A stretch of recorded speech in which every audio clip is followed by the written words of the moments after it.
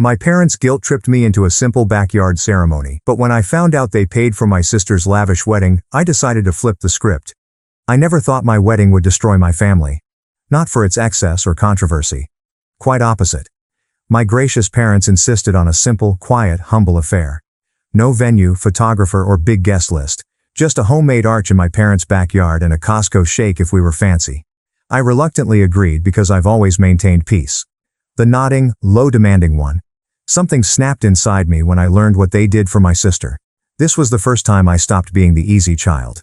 My name's Ethan. I'm 32 and the firstborn to, we're doing our best parenting. The type you know. Who gets off-brand shoes while your younger sibling has Nike in 4 colors by 10? The one who is praised for being mature when it meant doing everything alone. That doesn't mean my childhood was bad. My parents weren't evil. But there was always a hint of favoritism.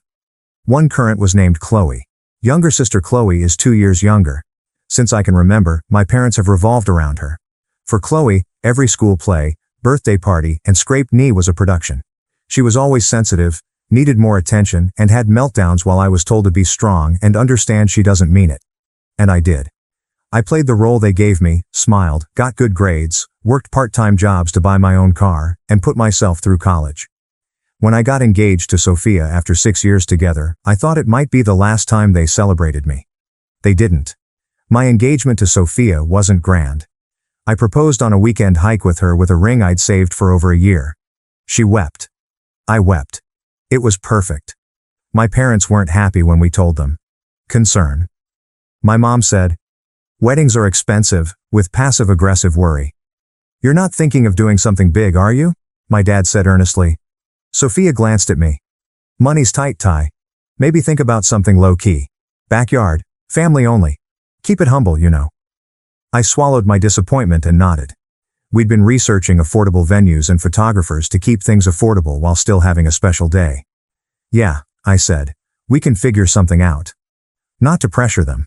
I knew they were broke, but I foolishly assumed they'd help out occasionally. They didn't. Whenever I mentioned a wedding detail in the following weeks, they had a reason to reject it. "We can get flowers at Costco, speaker and playlist for music. No DJ needed. Stand-up seating, I doubt it'll last." Every conversation was a negotiation where we were unreasonable for wanting more than a potluck under their string lights. The worst part was the tone. It implied we were selfish and that asking for anything beyond paper plates and backyard folding chairs was burdensome. Sophia initially tried to understand.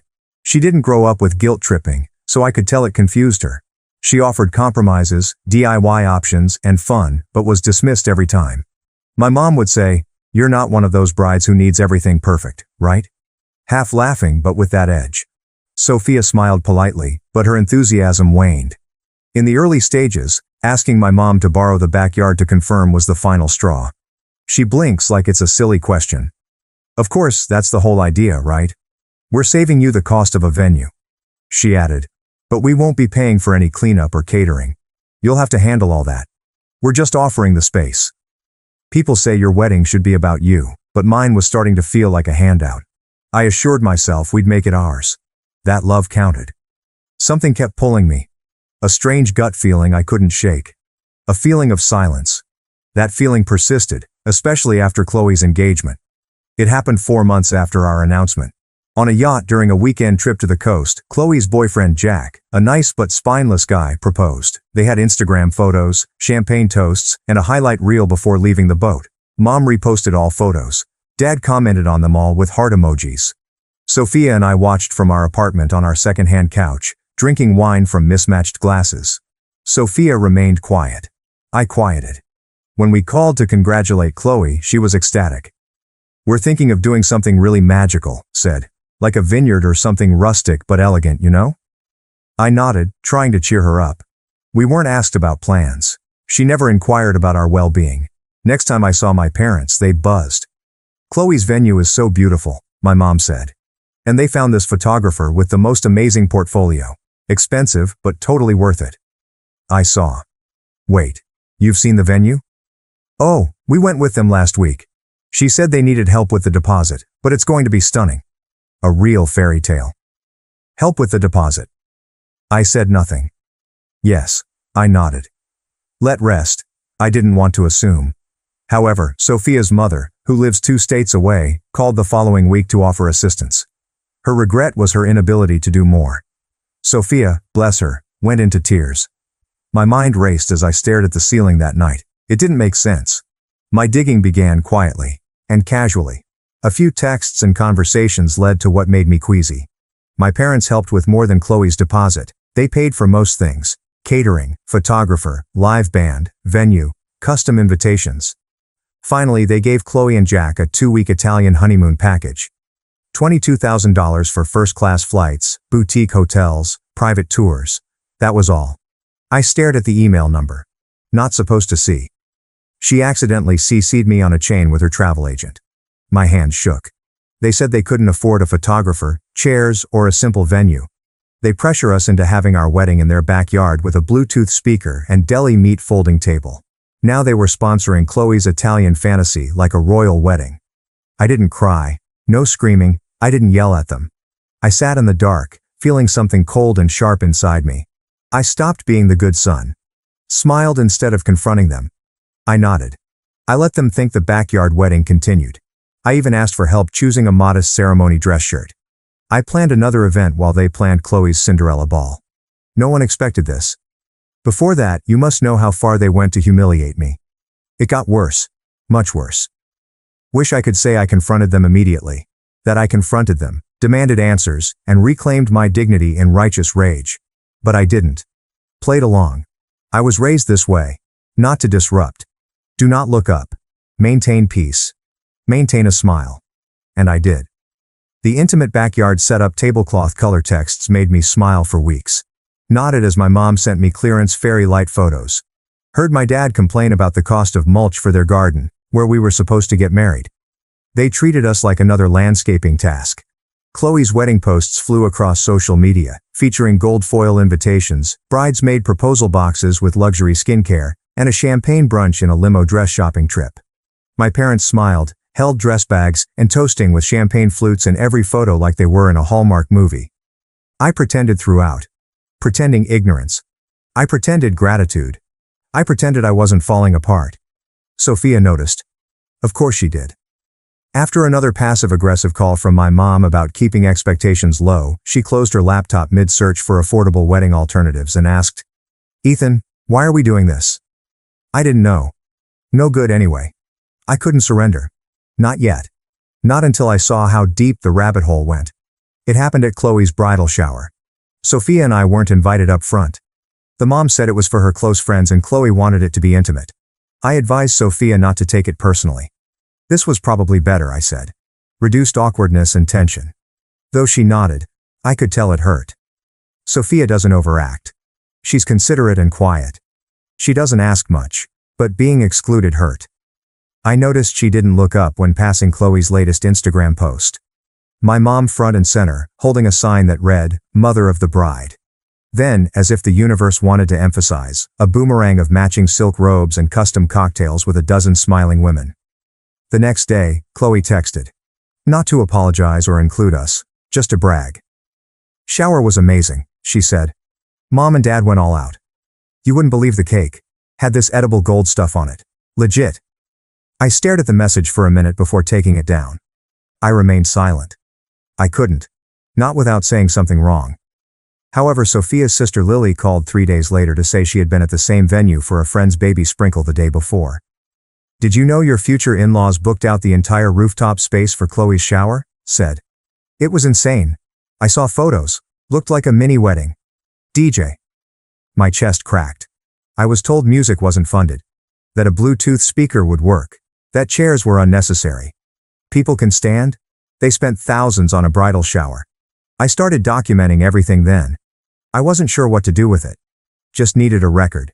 When my parents talked about Chloe's wedding plans, I started saving texts, screenshots, email confirmations, budget spreadsheets, and voice memos, unaware that they were casually admitting to spending money on her that they didn't have for me.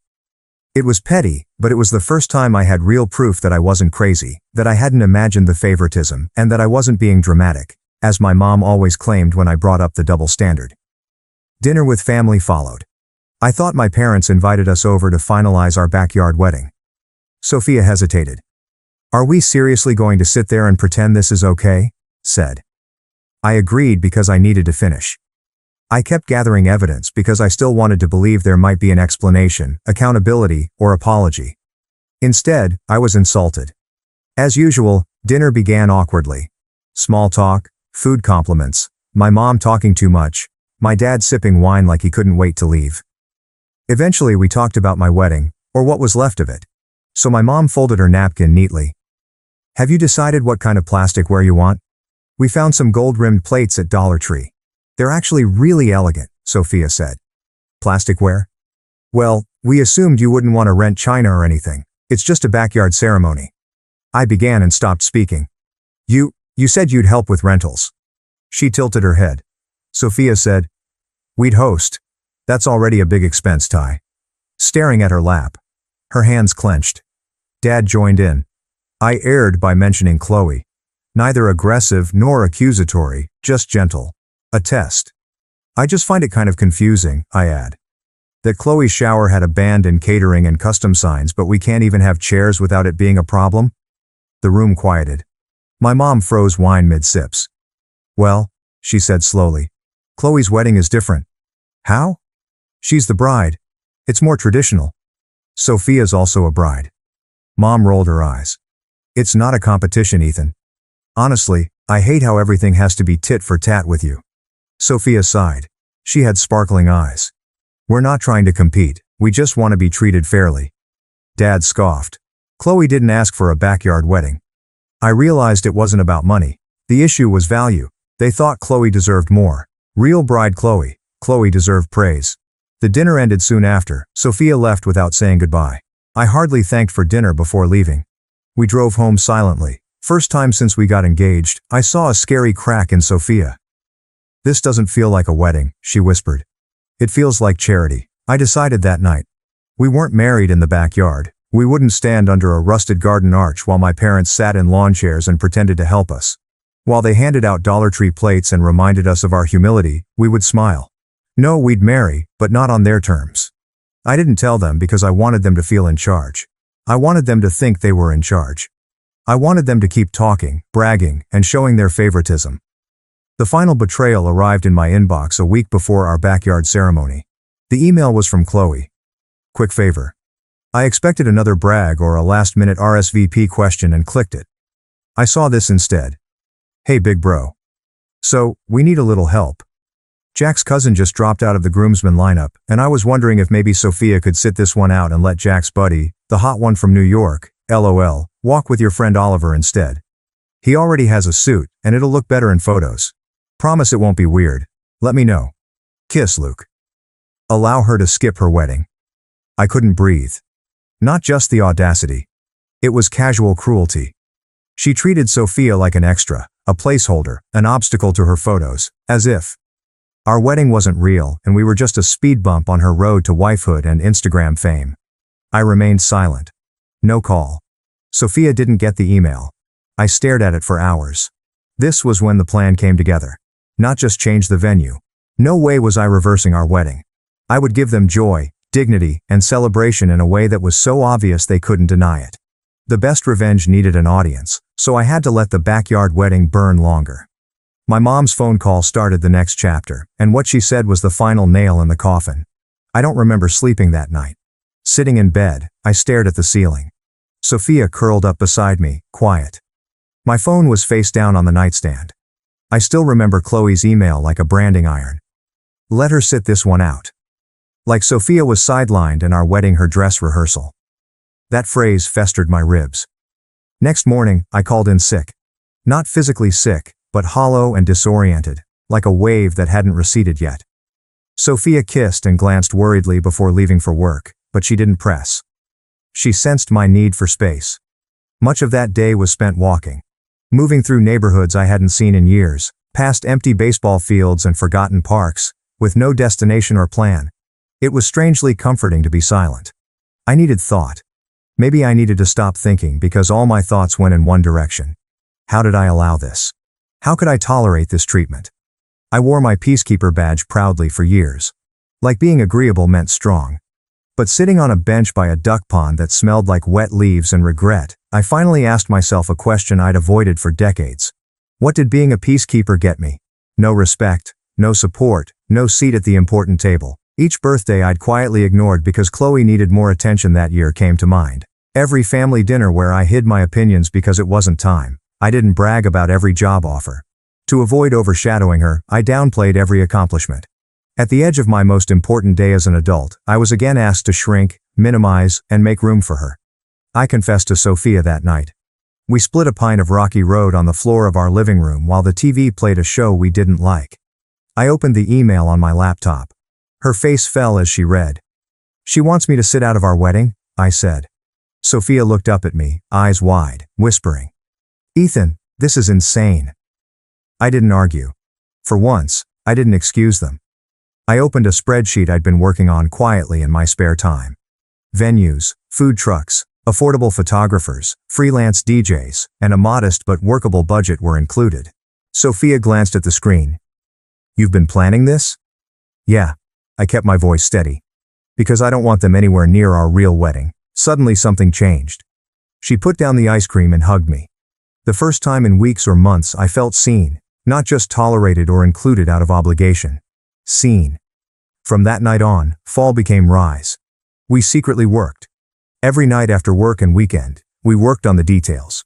A last-minute cancellation at a small vineyard an hour from the city gave us one slot. The owners, an older couple semi-retired, offered us a ridiculous discount after hearing our sanitized story.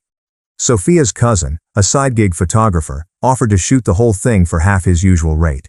The officiant was our old college friend Naomi, and my co-workers gave us a handmade arch that one built in his garage because, "You've been carrying everyone else on your back for years. Let us carry something for you." The pace was slow. It was quiet. Though built on betrayal, it was ours. I never felt so alive. Schedule conflicts, budget cuts, and the vineyard's generator failure that week made us think we'd lost the slot were all setbacks. Despite everything, we continued. Though there was plenty of love, every moment was driven by something sharper, a determination to change the narrative. Sophia taped a pink cardstock checklist to our fridge. Every box we checked felt like a small rebellion. Create guest list, buy rings, write vows. No family but real. Invitations, sound system rental. We invited friends who had seen us grow, mentors who had guided us, and colleagues who supported us. No unknown plus ones. No duties, just love. I continued to imagine the backyard wedding. Parental texts about potluck signups continued. My mom sent me a blurry Pinterest photo of a donut cake. My dad worried about the sprinkler system disrupting the ceremony. I told them I'd investigate and everything was fine. Instead of being cruel, I smiled through every lie because I knew they didn't deserve to ruin the real version. Pressure increased as the date approached. My mom planned a family unity candle. Chloe demanded a brief speech. Nothing major, promise. She even asked if I could include Jack's nephew in the ceremony to make it feel like a family. Nodded, took notes, promised to return. Sophia bought thrift store decorations and hand-painted signs.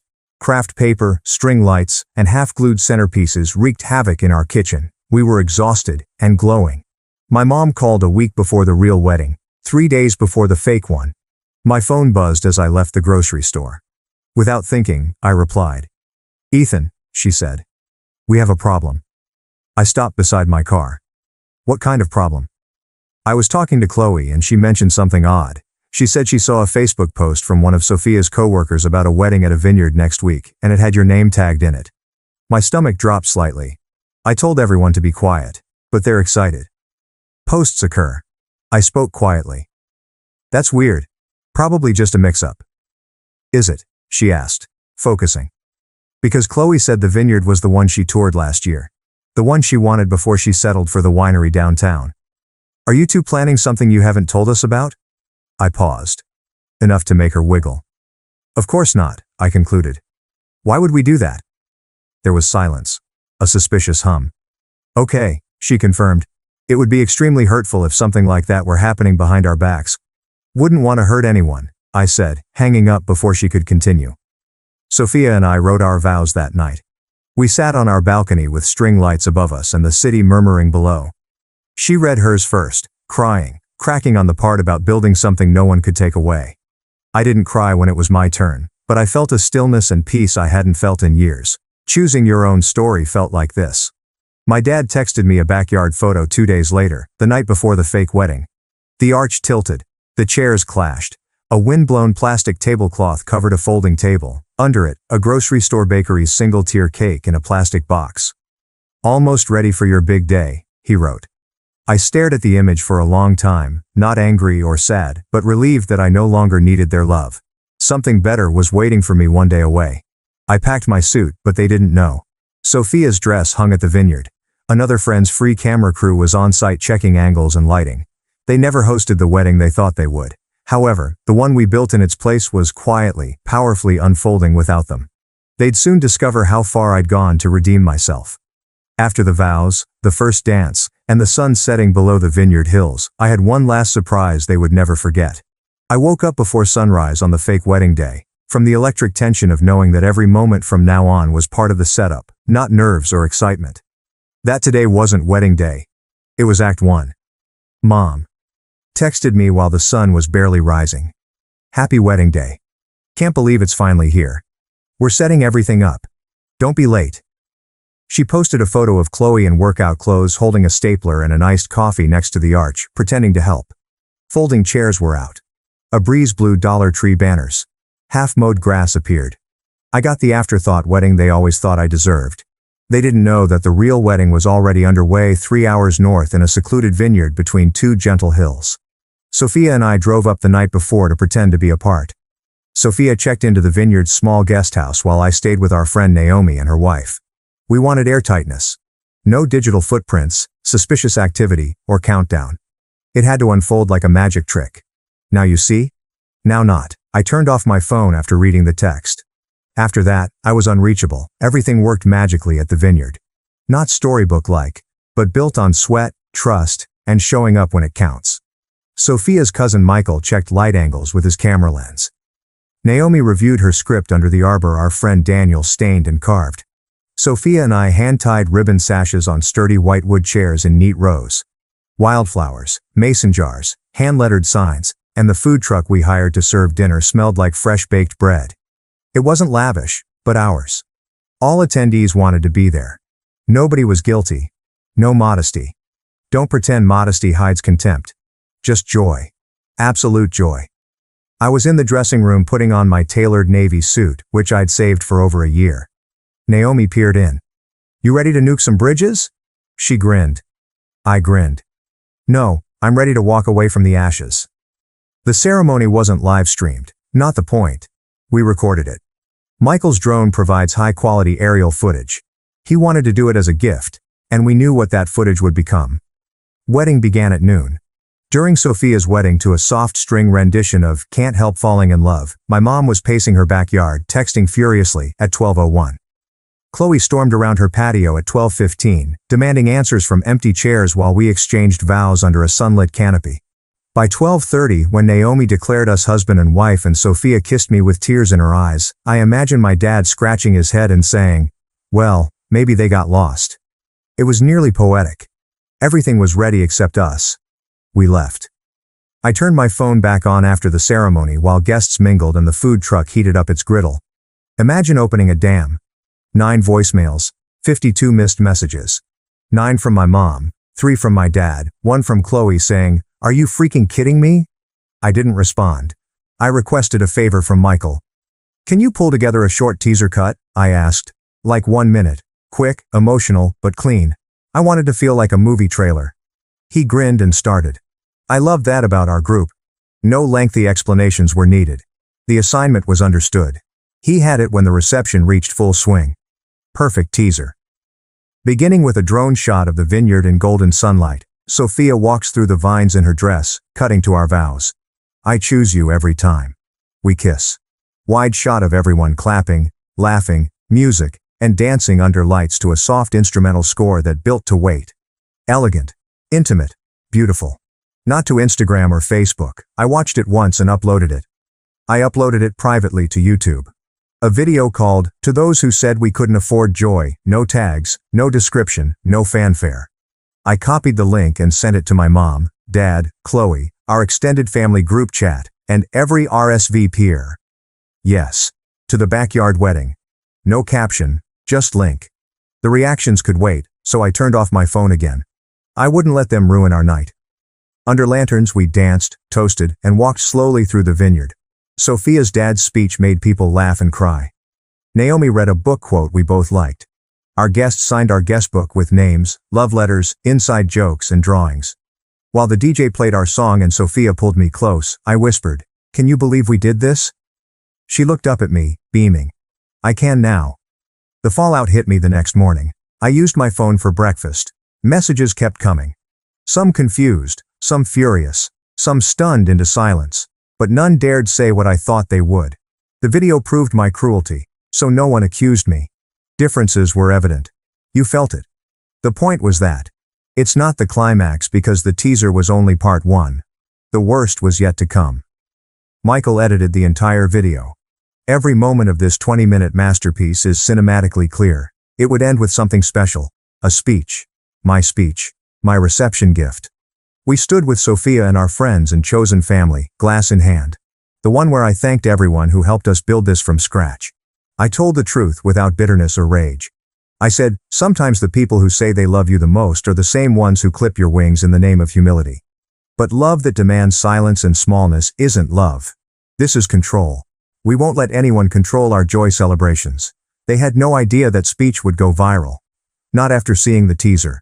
Not when they called and left nice-sounding but sour voicemails. Not after Chloe posted a black and white story saying, "Some people are just ungrateful." I didn't respond either because I wasn't done. Final act was coming. When it hit, they felt everything we felt, twice as hard. I didn't intend virality. I wanted to marry. Making a point was my goal. People notice when you do both with grace, clarity, and receipts. Full wedding video dropped 3 days later.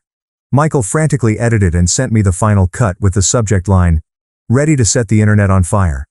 It started with a wide vineyard sunset shot. Soft focus guests arriving. Sophia adjusting her veil in the mirror, little trembling in her fingers. Fixing my tie. Naomi shoulder clapping. Slow build, steady beat. Just enough trimming was done to keep the ceremony flowing. But every word, glance and tear remained. Our honest vows. Sophia cracked, "You are my home no matter the house." I shook. I spent years shrinking so others could shine. You taught me that love doesn't ask you to be smaller. The reception followed. Dancing, laughing, glass clinking, and wine-dark hills lit up. Sophia twirling barefoot in grass. Dad hugging me, whispering, "Thank you for loving her the way she deserves." Naomi toasting with 3 inside jokes and a Princess Bride quote. And finally, the speech. I held my glass like a lifeline under the arbor, the stars bright above us. I want to thank all of you for being here, I say. Not just physically, but truly present. Every person here chose us, not out of obligation, guilt, or expectation, but because they wanted to. That matters more than I can say. Some nodded. Some crying. There's something that happens when you're the easy child, I said. You get good at making things easier for everyone else. You learn to smile through disappointment, to shrink your joy, to make room for someone else's ego. You become the background character in your own story. End. But then something changes. Maybe it's love. Maybe it's finally being believed.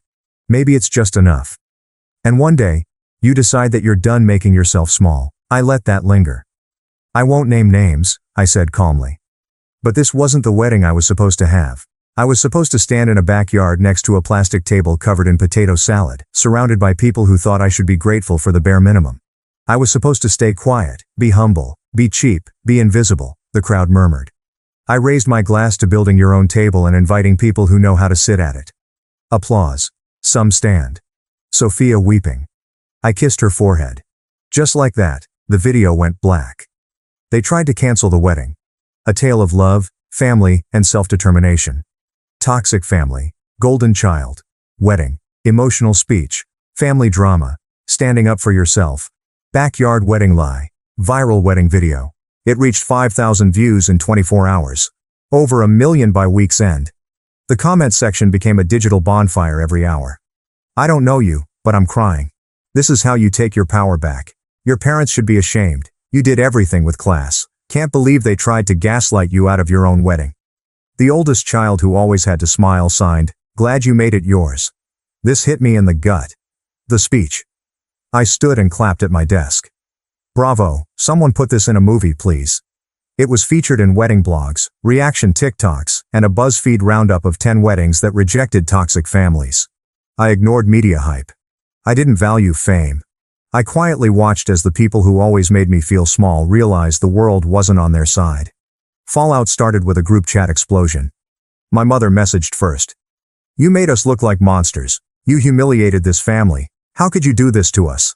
I said. My dad called me 3 times in an hour. I sent everyone to voicemail. His voice went from calm to bitter to desperate. "Ethan, this is getting out of hand. You need to take the video down. Your mother hasn't slept. Chloe's furious. People are asking questions. Do you really want to burn every bridge over this?" "Yes. Yes, I did," Chloe DM'd. She didn't appear subtle. "You manipulative little snake, you're jealous. You've always been jealous. Just because you couldn't afford a real wedding doesn't mean you get to trash mine." I studied the message. I debated responding, considering sending her the receipts, spreadsheets of the money our parents spent on her events while saying they were broke. I didn't because her rage proved it. My revenge went beyond a viral video. Next came the real blow. Sophia and I wrote thank you notes to everyone who attended our real wedding. Personalized, considerate. Each had a photo of that day frozen in time. She twirled barefoot under the arbor. Our first dance. She wiped her eyes. Memory. We didn't write my parents. We sent them something else. Wedding video on DVD. White envelope. Old school. No return address, just a post-it note saying, "Since you missed it, Chloe got a copy too." We never heard back. My aunt, my dad's sister, who'd always been kind to me, called a week later.